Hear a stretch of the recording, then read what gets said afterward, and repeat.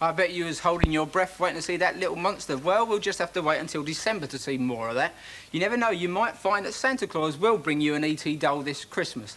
Right, well anyway, it's sports time now, and did you know that basketball is the largest growing sport in Britain?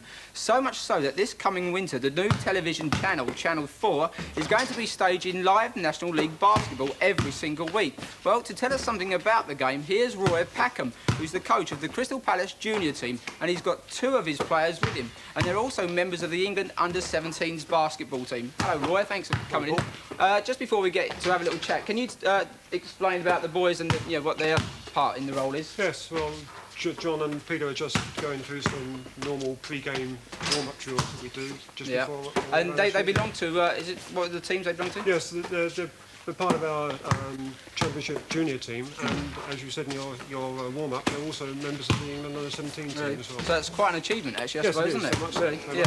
Why do you think it is that basketball is one of the fastest growing sports at the moment? Oh, I think there's a number of reasons for it, but I think the 2 main reasons is because it's a very easy game to play. You use very little equipment, and it requires a high degree of skill and athleticism. How can kids actually get involved in a club? Are there many clubs in London around? Yes, I would think within London itself there's probably about 150 clubs. Yeah. Obviously outside Greater London there's more than that. Yeah. But probably the best way for a child who wants to get involved in basketball, well, they can either contact Crystal Palace direct at the sports centre, or they can write to the Secretary of the London Basketball Association. Now, you were saying something to me earlier on about getting in touch with you. When is it? Next week? Would you just like yes, next Thursday. We're having trials for any junior player who would like to play the game, and providing it's between 9 and 17, who likes to come along to the Crystal Palace Sports Centre and have a go. 6 next Thursday. Great, more than happy I see. Now, do you need to be sort of tall? Because I would assume that you've played it. Well, it does help to be tall, of course. Yeah. But, we had a player with our senior team last year who was well under 6 feet, Alton Bird, and he was an extremely skillful player. Can you quickly give us a few of the basic rules about the whole game as well, please? Well, it's very difficult to go into the rules because they are quite complicated, but basically you're not allowed to run with the ball and you're not allowed to hit another member of the opposing team. What about fitness? Does that play a sort of large part? It demands a very, very high standard of fitness. I see. Yeah. And what about leagues and things like that? Is there that sort of thing? Yes, there's a number of leagues. Within London itself, I would think there's probably about 6 separate leagues. And then, of course, it's the National League, which both our senior and our junior team play. And when does the league run from? Basically from September to March. So more or less it runs parallel with the football season as well. So I think, right, well, I'm now going to have a go at this myself, aren't I? If I can just get rid of that. Okay. Right, can I have a ball, please? Now, now the idea is to get it in the square, right? There goes. One more. Not doing so well. Right, let's see one of you have a go. Come on. Same standard. Go on, now it's your turn. Oh, well, there goes one. That can't be bad. Right, this is it. If I don't get...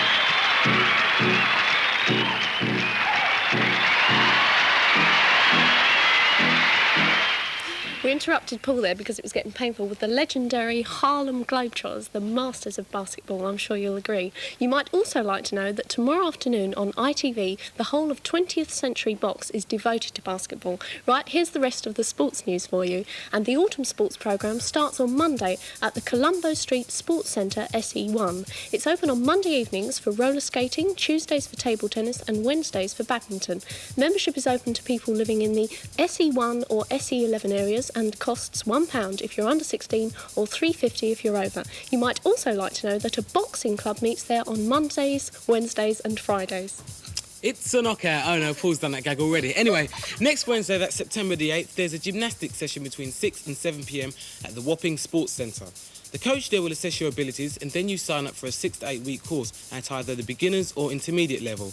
Also at the Wapping Sports Centre, they have children's judo on Saturdays and trampolining on Thursday evenings. On Sunday, September the 12th, it's Sport for All Day in Wimbledon Park, SW18. Things get underway at 10 a.m. and there's canoeing and sailing, tennis, bowls and athletics. And as well as watching the scheduled events, you can have a go afterwards. The athletics meeting starts at 3 p.m. and at 2 p.m. there's a 10-kilometre run open to everybody and it'll cost you 75 pence to take part in that. Otherwise, the day's free. Starting on September the 22nd, that's a Wednesday, there's a 12-week badminton course between 6:30 and 7:30 p.m. every Wednesday for 8 to 14-year-olds. This really is a wonderful chance to improve your skills and it would be a good idea to enrol now to make sure of getting a place. You can get full details and a form from the Pickett's Lock Centre in Edmonton. And by the way, the 12-week course costs £10 for non-members. For 6 Sundays, starting on September the 30th, there's an indoor tennis course between 9:30am and 2:30pm at the Spencer Park School, Trinity Road, SW18. This is tennis coaching aimed at 10 to 15-year-olds and is wonderful value at £1 for the entire course. That reminds me, Gary, did Wonder Dog tell you who his favourite tennis player was? No, who is that? Subaker. Now I know why I didn't ask him. And on that note, let's move swiftly on to some cartoon action with that mischievous monkey, Magilla Gorilla, in Come Back Little Magilla. Well, here we go now with the final North-South quiz in this series of Saturday action. I'm sure you'll agree that over the weeks all the contestants have done very well indeed and managed to score lots of points. And in fact, at the moment, the scores stand this way. The South have 254 and the North have 192. And that means that the current running total for the Help a London Child appeal is now £446. Well, last week we thought that the North were going to pull one back against the South, but in the last 3 questions the South pulled up and just managed to pip their opponents at the post. So this week we're going to start with the North, but not until we've met the teams. So from the North we have Marie and Elise, is that right?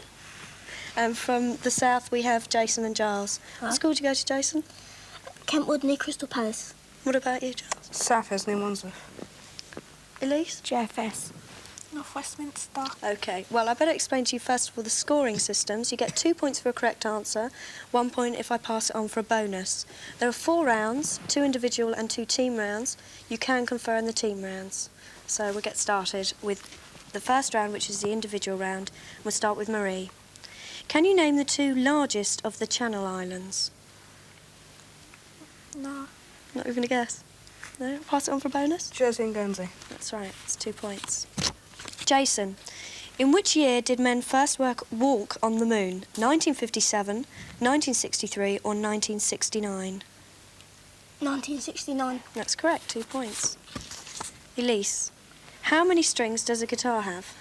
6. That's right, 2 points. Giles, what is the name of the villain in the film Star Wars and the Empire Strikes Back? Darth Vader. That's right, 2 points. Marie, what do you think of when you hear the names Bakerloo, District and Jubilee? Tubes. That's right. Jason, if you live outside London, what 2 numbers do you dial to get a London telephone number? 01. That's all right, 2 points. Doing well here.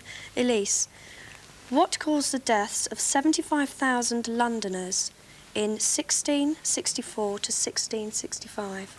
Plague. Giles, this is the last question of round 1. Yes. If I wanted to take a train to Brighton, which London British Rail station would I go from? Waterloo, I think. No, I'm afraid not. Pass it over for a bonus. Euston. No, it's Victoria, so no one got that. And if we can have a look at the scores at the end of round 1, the North have 6 and the South have 7, so they're only 1 point ahead. We now go into a team general round and you can confer. We'll start with the North. Name the 4 suits in a pack of cards. Spades. Yeah. Diamonds. Hearts and clubs. That's correct. South. What is the date of Guy Fawkes Night? 5th of November. That's correct, 2 points. The North. Who is this famous film actress? No? Pass it over? I think it's Jane Fonda. That's correct, 2 points. And it's the South's question, and it's the last question of round 2. Who is this well-known TV naturalist? David Bentley. That's correct, 2 points.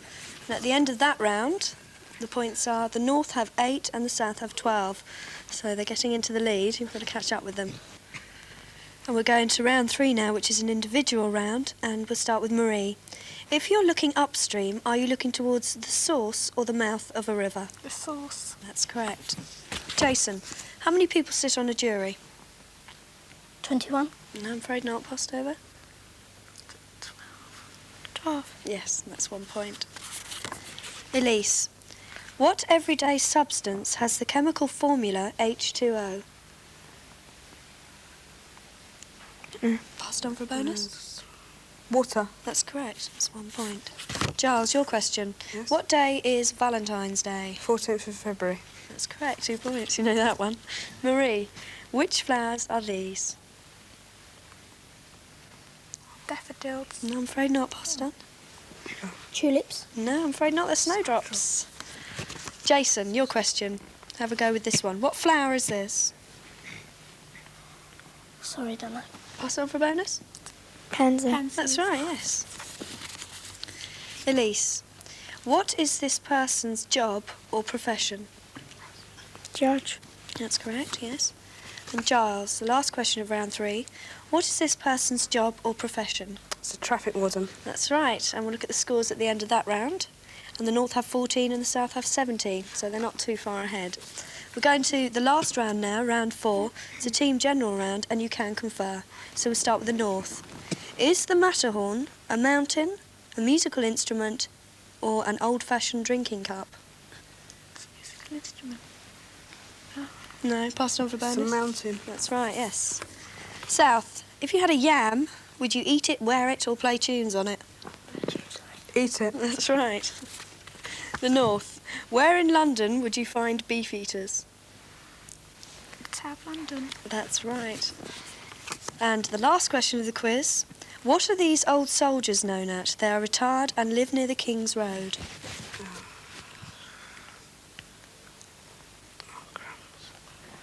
Chelsea pensioners. That's right, yes. And that's the end of the quiz. We look at the scores. The North have 16 and the South have 22. So the South have won again. So it's congratulations to the South. And I should say congratulations to the teams representing the South of the Thames, because I know that they've managed to win the series, but I'm not sure by exactly how many points. So perhaps Eileen can put us into the picture. Well, Joe, the final score was the South 276 and the North 208. And as you rightly say, the South have won, and their names are going on this special plaque we've got. Joe's going to give out the mugs. Well done to the South, and commiserations to the North, but thank you very much for taking part. Now, this wonderful plaque here is going to be displayed in the new studios of Kidsline, and Anne Griffiths here is one of the directors of Kidsline, and she's come along to accept the plaque on behalf of the South. There you go. It looks really, really terrific, doesn't it? It's fantastic, isn't it? Congratulations to you all. It's really absolutely great. It's going to look great on the wall. Do you know that in the 13 weeks, we've answered over 4,000 calls That's online? fantastic, isn't it? Yeah, that's amazing. And that takes some answering. So I'd like to say hello and thanks a whole bunch to all the people on the lines. And because of JLC, the phone lines are going to be open from 4 to 6 right through the autumn term. So we that's can take another fantastic, 4,000 yeah. before the next time round. Oh, that's great. So, Okay. that's Wow, wonderful. yeah, Yeah, it's really great. Well, of course, throughout the series, we've been converting the points into pounds for the Help a London Child Appeal, and the final amount which we've raised with the quiz is £484. Paul and Gary are busy preparing the special cheque, which is going to be accepted on behalf of the appeal by none other than Alan Freeman. Welcome to the studio, Alan. Come on, Eileen. How are you? I'm fine. All thank that, you. all that money, £484. Yes. Absolutely The help- unbelievable. That's great, isn't it? Yes, and we'll take it back to Capital Radio, and then we're going to distribute it amongst all children's charities, all right? But I mean, the kids have been absolutely Oh, yeah. unbelievable. Yeah, it's They've great. answered all these questions, and slowly the amounts totalled up, and we're taking back £484. It's fantastic.